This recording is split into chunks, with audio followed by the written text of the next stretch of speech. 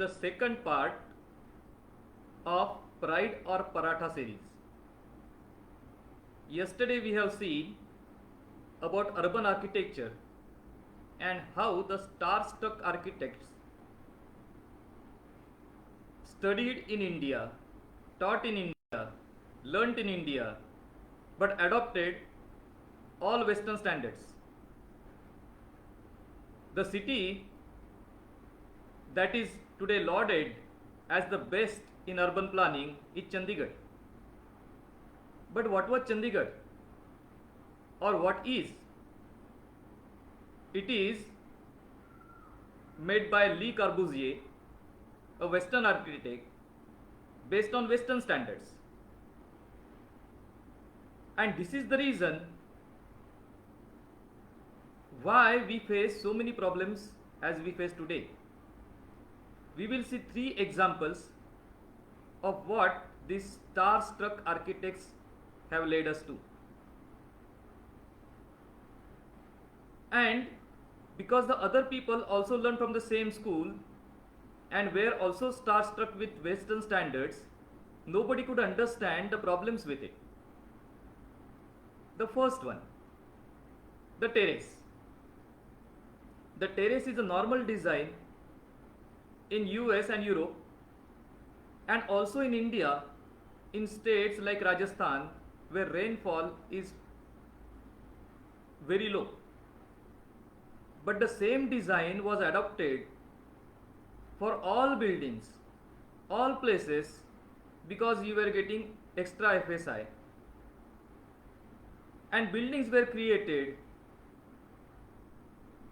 with flat roofs, which are not at all suitable in our climate where there is torrential rain. And it is only now, that is 5 years ago, that we woke up to the reality that because of this design, the whole building becomes weak. Waterproofing is a huge job, and with a non-sloping roof, that job is extra difficult. And when the water leaks, the building being created out of cement and iron, it has to rust. When it rusts, the size of iron becomes 6 times. Iron oxide is 6 times larger than iron itself. And this creates gaps in columns and beams, which eventually weakens or continues to weaken the building and reduces its life very, very considerably. And most of the attempts at waterproofing means expensive paint, but it is paint all the same. So it lasts for maybe 1 year or 2, not more than that, and that too is a not foolproof arrangement. So it is only now that government has started giving permission for erecting sloping roof above the terrace. So the terrace is safeguarded from natural elements. The second example that we can take of glass facade. A glass roof or glass window is always going to allow sunlight inside, that means it allows heat inside. This is a very good feature in Western countries where the climate is cold, upper latitudes, and that is why glass is preferred, because sunlight is rarity. Whereas in India, we have got huge amount of sunlight, hot sunlight, burning sunlight, and that sunlight, when it is incident on glass, radiation just walks in, and those buildings with glass facade become almost furnaces. Thus, on one side we have to pay much extra on air conditioning or trying to keep those buildings cool, and on the other side, because they don't allow any doors or windows as such or entrance, In case of fire, they have to be broken, and they are biggest obstacles, or some of the biggest obstacles that firemen face. Not at all suitable, but it is done in whole of central business district because it is the fashion that gives it a New York look. The third example we can see is of bungalows. Many bungalows made in the last 50 years have this castle house design.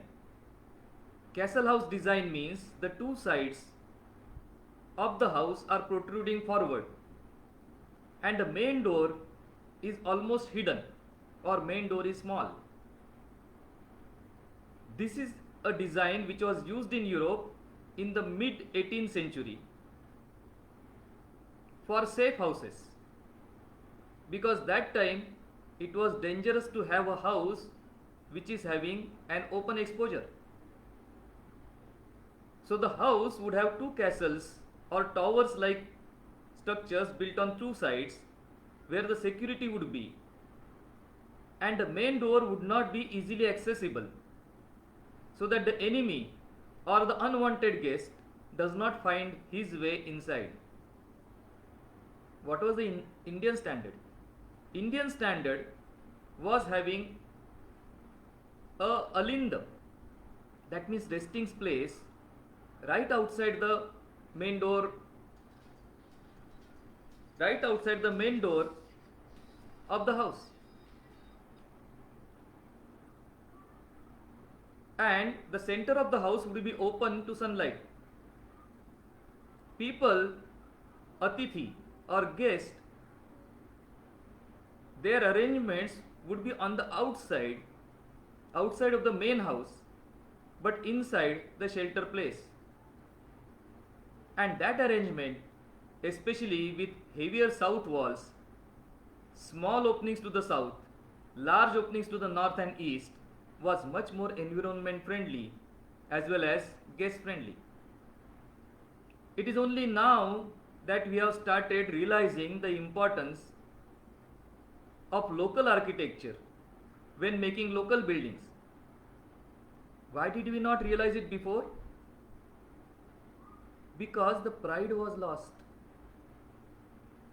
The pride in Indian architecture, pride in Indian products, pride in Indian design, pride in our ancestry, pride in our inheritance was non-existent, and that was why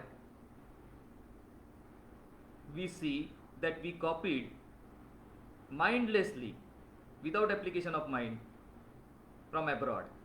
The sooner we realize, the better. That is what ancient wisdom is. Namaskar.